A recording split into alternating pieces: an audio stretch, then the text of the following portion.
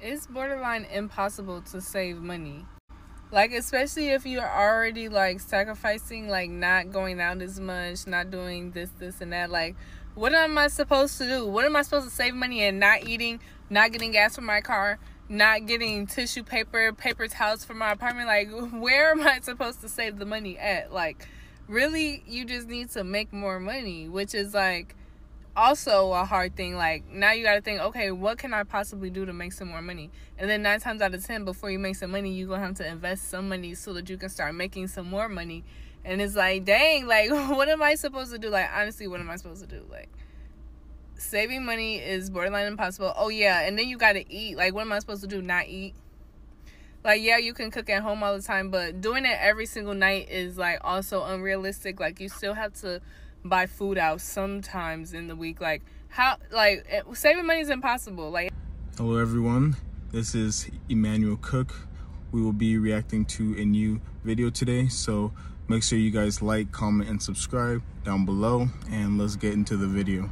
I don't know who needs to hear this, but when you hear people complain about the cost of living and rent, please stop chiming in and telling them to just buy a house, especially if you're over the age of 50. Buying a house is not only ridiculously unattainable, it doesn't make any sense for the average American. And I've had this conversation with my grandparents time and time again. God bless them, I love them. But they'll say, like, oh, if you want to buy a house, just save your money. And I will legitimately ask them, like, how? Like, what is your advice? And they'll say, you know, stop getting your nails done or save a little bit on your makeup. I feel like they're just trying to be shady when they say that to me, because I really don't spend that much money on makeup. More importantly though, I want y'all to understand we are in such a bad recession that people are going to spend their last little bit of money just to feel normal right now. Like, I'm sorry, no, I'm not gonna skip out and get my nails done every 2 weeks just for the possibility at maybe buying a house in the next 12 years. Look up the lipstick index. Like, the world is on fire. Our tax dollars are funding a literal genocide. Joe Biden is running for re-election. Bernie Sanders did not call for a ceasefire. I'm getting the nail set. Like, please just let me have this, please. I am not going to live in absolute dire straits just so I can say, like, oh my God, I bought a house for $500,000 in 2052. It's like, go without hair, makeup, nails, never eat out for the next 10 years, or get that fresh set now. Guess which one I picked? I got paid and all my money went to bills per usual, and I have $0 to my name. That's a lie. I have $11 and like some change. But I was like, I don't want just $11 and some change. I only have half a tank of gas and I still have like 7 more days until payday. So what am I gonna do? What's a girl to do? I turned in a whole bunch of like baby stuff that we are not gonna use, and I made $52. So you know what I'm gonna do with that $52? Well, the first thing I did was buy something so that it was under $52 so I could get cash instead of a check. And look at how cute this jacket is. It was $4 and it's totally worth it because she needs another jacket. I also got these cute little T-Rex PJs because why not? Then I came to get a coffee because today is a very exciting day and I need to stay up late. After Layla goes to bed, I am starting my very first podcast episode. It's called Giggling Through Grief. It's going to be on Instagram Live tonight at 8:15 p.m. If you're watching this on March 7th and you want to go check it out, you want to laugh at some dark shit, some pain, come check it out. Come see us, friend. I don't know, I just feel like giving out like some financial advice because I'm super responsible with my money. And yeah, so if you have to use Klarna, Afterpay, or anything like that, you can't afford it. Say with me again, you can't afford it. You should have multiple savings accounts, simply because if you see all your money in one savings account, you're going to think you can spend it all and then later realize that that was the money that you actually needed for something else. I promise you, you don't have to treat yourself every single day, but you could like treat yourself like every week or every 2 weeks, just so you have actually something to look forward to instead of always setting up your mind to buy something every day or like every other day. Make a savings account. I don't want to hear, oh, I can't save. Oh, but you can, because if you can save for nonsense shit you don't need, and you can save for that Klarna fucking Afterpay payments, you can start a savings account. If I had nothing in savings and needed to build it up fast, here's exactly what I would do. First, I would immediately analyze exactly what I need and what I don't need and decrease the things that I don't need or eliminate them altogether. Start with subscriptions. A lot of us spend so much money on subscriptions and we have so many at such low prices that it adds up to a lot that we don't even realize it. Secondly, set a goal for how much you want to save, because it's not enough just to say I want to save money, because you can save $10 and congratulations, you saved. But set a goal, a realistic goal of how much you want to save. I always suggest building up an immediate fund of at least $1,500 to $2,000 for starters. Once you have a goal amount saved, now break that down. Put $200 away this check, $100 away this check. I always recommend putting at least 10% of each check away by paying yourself first. And if you have a hard time saving money, automate the savings. Have an automatic 10% go to a whole separate account that you don't use every day, that you can't just log into and transfer money from your savings to your checking account. And if you want to save really fast, get a side hustle. Get another income that's solely used for building up your savings account. Don't use that money or put it anywhere but inside your savings account. But the very best thing you can do is to start right now. You don't need a lot of money to start building up your savings. Small amounts add up. You just need to be disciplined and you need to be consistent. You can't afford to leave situations you don't like because you ain't got no money saved up. That's why I tell people all the time, bro, saving is important. Saving gives you a little bit of peace of mind, gives you a little bit of flexibility, gives you a little bit of freedom to go and explore and you know, take advantage of different opportunities. It gives you options to say, you know what, I ain't feeling this. Let me go over here, because you got something to fall back on. So many people live their life walking on eggshells and then living in worry and stress because they ain't got nothing to their name saved up.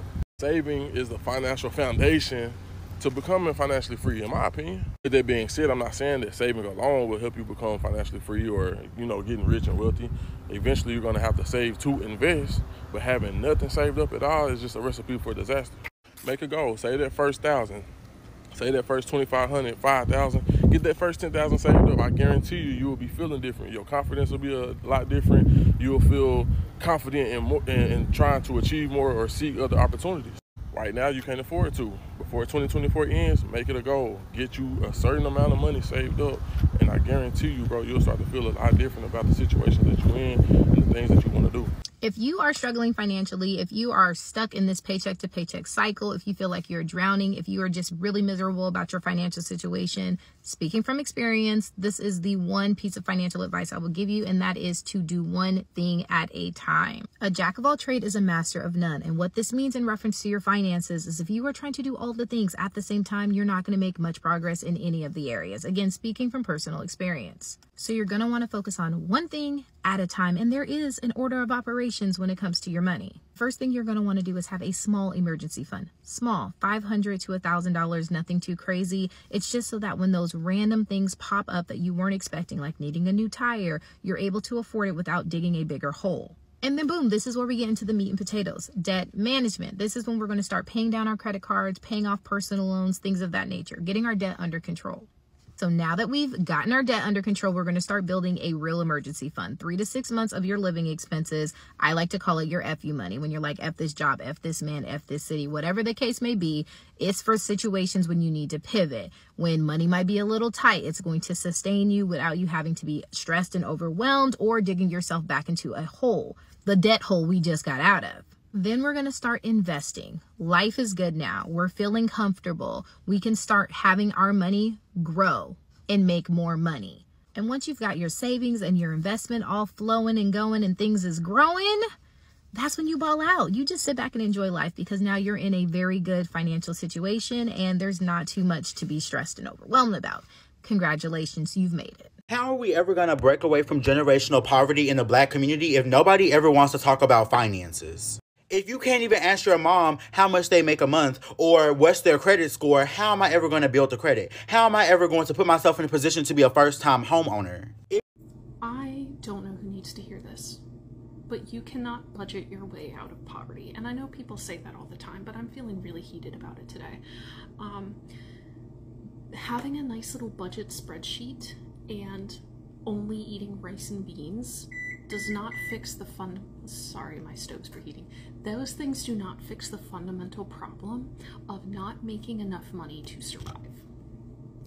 And if the only way for a person to survive is to only eat rice and beans and then drive like a 15-year-old car that barely runs, the problem is not that they're not budgeting, the problem is they are not making enough money. Especially in like the state of our economy right now, saying that people can fix their finances by budgeting better misses the nuances of our economy. Like, people are living paycheck to paycheck, and you're like, well, maybe if you didn't pay for Spotify Premium, which is $10 a month, by the way, like, you wouldn't be in poverty. Like, oh, I see you got coffee this morning on your way to work. Well, that's why you're poor. No. People are poor because they're not making enough money, and the government has screwed people. The government and corporations have screwed people out of their money.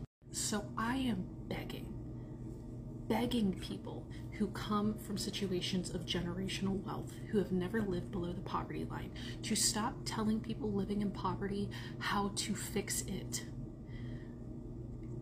You can't fix it by anything you're doing yourself unless you get a job that makes you more money, which is also really freaking hard to do in this economy. Just stop. Have some freaking compassion and stop giving the end-all be-all solution of budget. You don't budget your way out of poverty. Poverty ends when you have the resources to escape poverty, and a budget is not the resource. I grew up below the poverty level, and I have some tips for people who have never had to forcibly live way below their means. This is not fear-mongering. This is just the reality. With the announcement of the tariffs, everything is going to get way more expensive, our everyday goods. So this is advice to you if you've never been here before on how to save money, because you're going to have to. If you're not in the 1%, if you're not upper middle class, you're going to be forced to make cuts somehow. First and foremost, get used to eating non-name brand stuff. You don't need the Honey Nut Cheerios. You got to get used to the Toasted Honey-O's, okay? A lot of people say and make this argument, it just doesn't taste the same. And for the most part, they are right. But you're going to have to adjust your taste buds to your current budget. And if it's not in the budget to have the thing that you love, you got to adjust. Second, find your cheapest grocery store near you. So for example, for me, right now it's Aldi. It might not be that next month. Next month, it might be something like Compare, Save a Lot, or like a local Hispanic market. But you have to be consistently doing your research in your area to see where your cheapest groceries are. Furthermore, which items are cheaper where. Meat is not cheaper in Aldi. The only type of items that I do get here that are cheaper are frozen items, fresh fruits and vegetables, and anything that is packaged that is Aldi or non-name brand. But name brand items and any meats or seafood is more expensive here. Learn how to cook if you don't know how to cook. This is going to be a tough one, I think, for a lot of people who are not very skilled in the kitchen. It's a lot easier to go and do a mobile order somewhere and just go pick it up. But even fast food these days is not convenient and it's not cheap. This is something that I love to do. I love to cook, but it's also tough when you have a 9-to-5. I get the convenience aspect of it, but I think it also helps when you plan things out. So while you're in the grocery store, before you even get there, make a list, see what you can make this week, and pick easy meals too. When you're not going to make this nice meal and prepare it this way. There are some days where you're just going to want like a bowl of ramen. Buy the ramen at the grocery store. Make it easier for yourself. So Craigslist free group was the thing that we used a lot growing up. It's not what it used to be. And I asked today if anybody knew of like a Buy Nothing group that was similar to Facebook. And they said that Buy Nothing actually has their own app. I used it today and I listed something on there and somebody came to pick it up so fast. And so it's nice to know that like there are people who are active on there in my community, and I was already looking through. So I'm going to start checking this every day just to see if there's anything that I might need. Or you can also make requests if there's something that you're looking for and ask before you go out and buy something brand new. If you're a thrift store girly like me, we know all the big names. We know Goodwill, we know Salvation Army, we even know Savers. However, there are smaller thrift stores in your area. If you go to Google, just type in thrift store. There are ones that are attached to like religious organizations, nonprofits, or just local garage sales that are happening in your area. There are better ways to get better deals. Invest in entertainment for your home. If you're going to invest in something, I would highly recommend this. I waited until this dropped in price. I bought this pool table for $200 and I had been eyeing it for a while, and I feel like it was a valid purchase for me because we've used this so many times. And if you think about it, for a couple or even a family of 4, how much would you spend going bowling, playing pool, and getting maybe like a pizza, some wings, and a couple beers?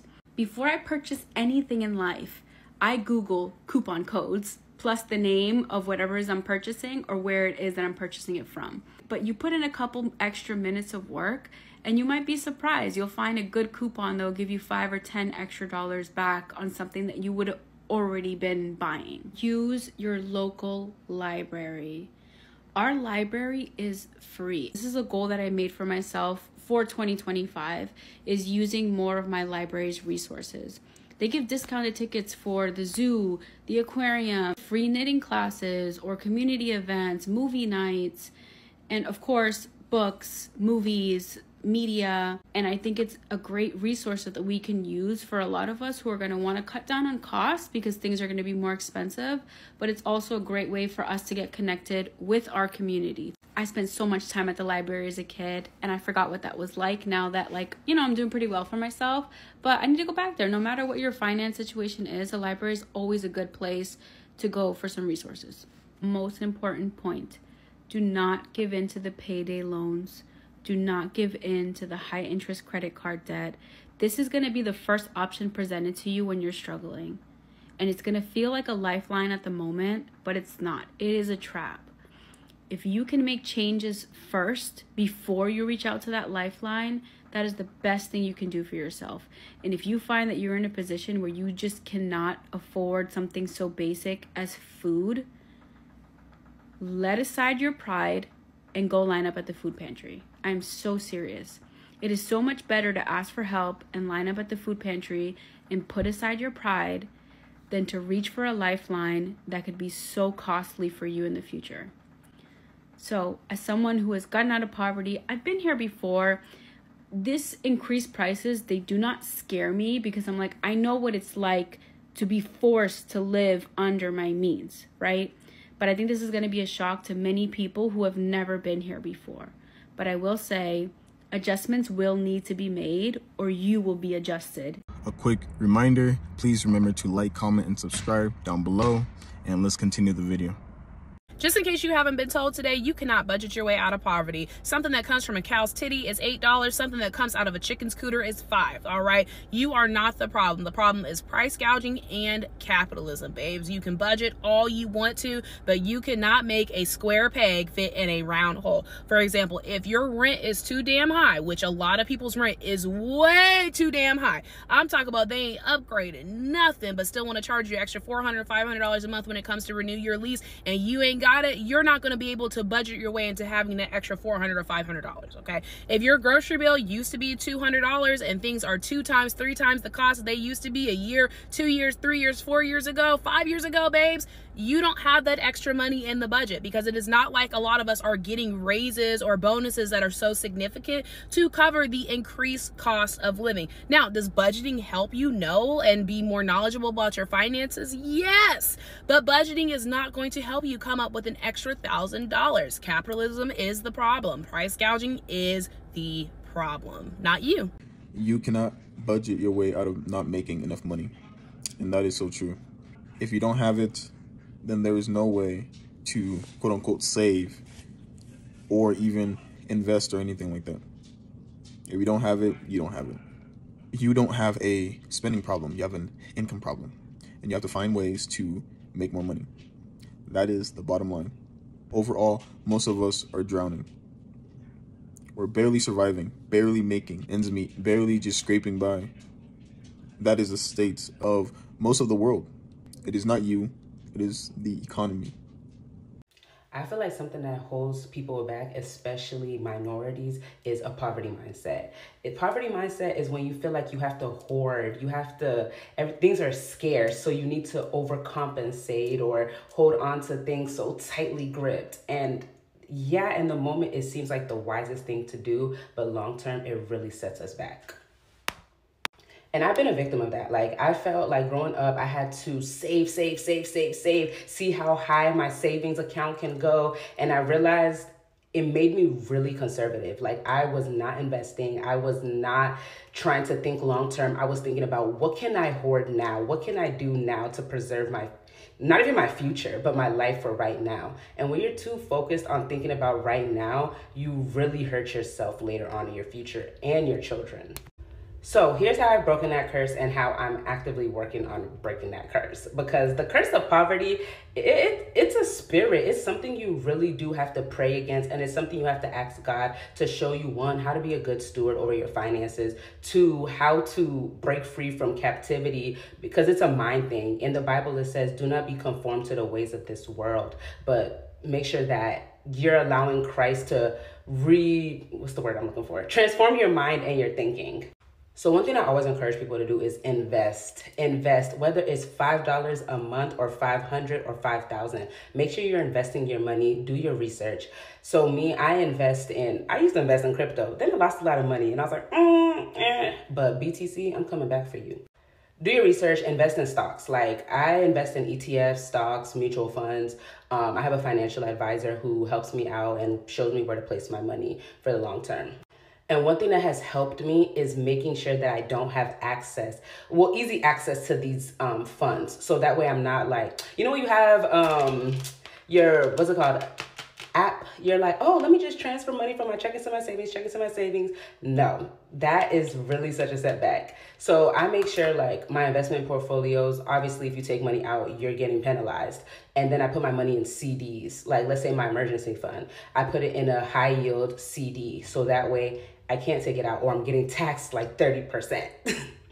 And another thing I learned when I first started working back when I was like 17 is having multiple bank accounts. I don't know if, mind you, keep in mind, I'm not a financial advisor. I'm just telling y'all what has worked for me. And I'm someone that I love to save. Like, it's like a little game to me. It excites me.